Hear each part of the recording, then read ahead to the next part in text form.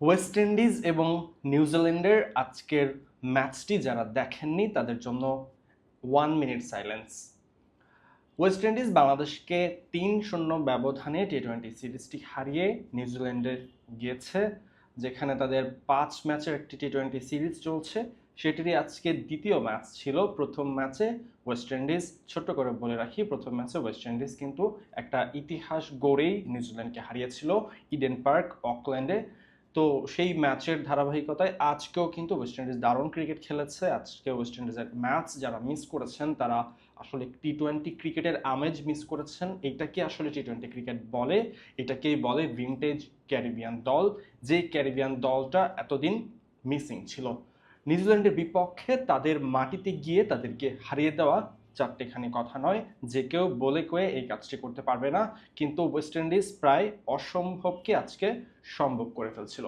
যদি আজকের ম্যাচটার কথাই বলি, প্রথমে ব্যাটিং করতে নেমে নিউজিল্যান্ড দুর্দান্ত ব্যাটিং করে, তারা স্কোরবোর্ডে 207 রান জড়ো করে। জবাবে ওয়েস্ট ইন্ডিজও খুব একটা সুবিধা করতে পারেনি। তারা প্রথম দিকে ম্যাচ থেকে একদম ছিটকে যায়, ওয়েস্ট ইন্ডিজ ব্যাটাররা রান করতে পারে না, উইকেট দিয়ে আসে। কিন্তু শেষ পর্যন্ত খেলা যেভাবে মোড় নেয় সেটা অবিশ্বাস্য। Rovman Powell, Romario shepherd, Matthew Ford যেভাবে ব্যাটিংটা করলেন সেটা অবিশ্বাস্য না বলে কোনো উপায় নেই। শেষ 5 ওভারে রান দরকার ছিল 91, যেটা এক প্রকার অসম্ভব হয়ে পড়েছিল ওয়েস্ট ইন্ডিজের জন্য। কিন্তু সেই রানকে ওয়েস্ট ইন্ডিজ শেষ পর্যন্ত 3 রানের ব্যবধানে হারলো। যে ম্যাচ, আসলে এটাকে আসলে টি-20 ক্রিকেটটা বলে। আমরা আসলে সচরাচর ওয়েস্ট ইন্ডিজকে যেমনভাবে চিনতাম, ওয়েস্ট ইন্ডিজকে যেমনভাবে আমরা জানি, ওয়েস্ট ইন্ডিজ যেই ব্র্যান্ড অফ ক্রিকেট খেলে, তাদেরকে যে কারণে আসলে টি-20 ফ্যারিওয়ালা বলা হয়, এইটাই হচ্ছে সেই ওয়েস্ট ইন্ডিজ।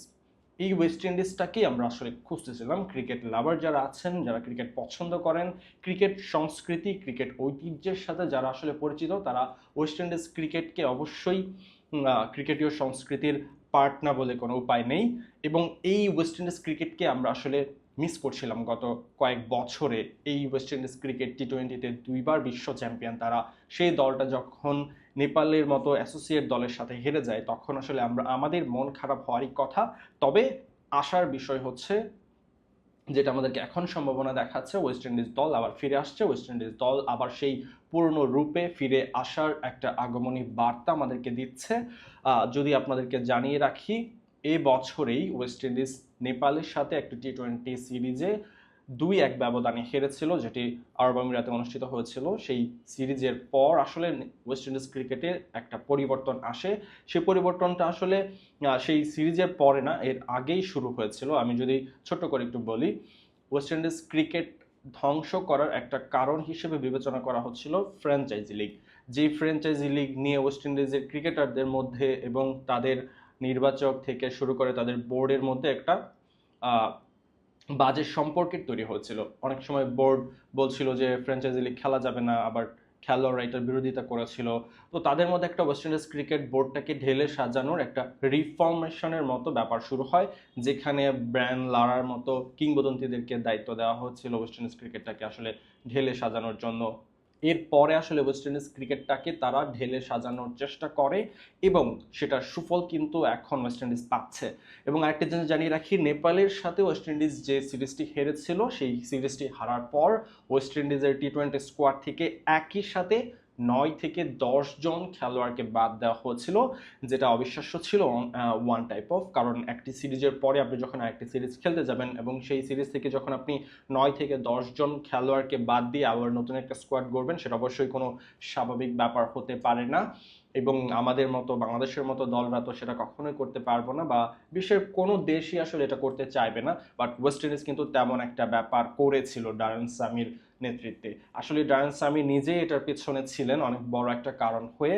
ওয়েস্ট ইন্ডিজ ক্রিকেটটাকে তিনি কতটা ভালোবাসেন, ওয়েস্ট ইন্ডিজ ক্রিকেটটাকে আগের জায়গায় ফিরিয়ে নেওয়ার জন্য ডারেন সামি কতটা চেষ্টা করছেন সেটা আমরা জানি। ডারেন সামি অনেকবার বলেছেন যে ওয়েস্ট ইন্ডিজ ক্রিকেটকে এমনভাবে দেখতে তার অনেক কষ্ট হয়, কারণ এই দলটা কিন্তু বিশ্ব শাসন করেছে এক সময়।